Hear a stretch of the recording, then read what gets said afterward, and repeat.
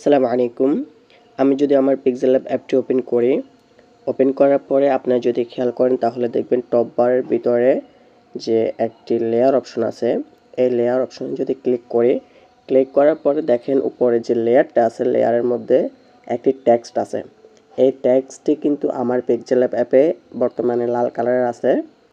তো অনেকেই কমেন্ট করতেছেন যে এই লেয়ার অপশনের টেক্সট কালারটা কিভাবে চেঞ্জ করব সেটার একটি ফুল ভিডিও দিতে।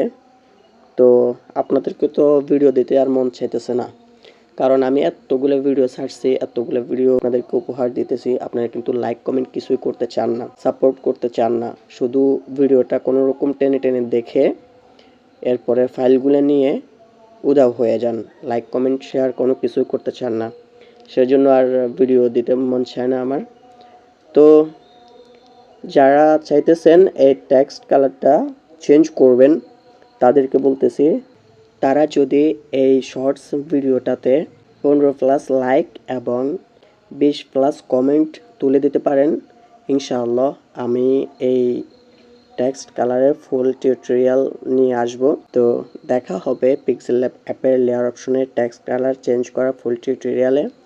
সে পর্যন্ত সবাই ভালো থাকবেন, সুস্থ থাকবেন, আর চোখ রাখবেন pixel lab modified tutorials Facebook page এবং ইউটিউব চ্যানেলে। আল্লাহ হাফেজ।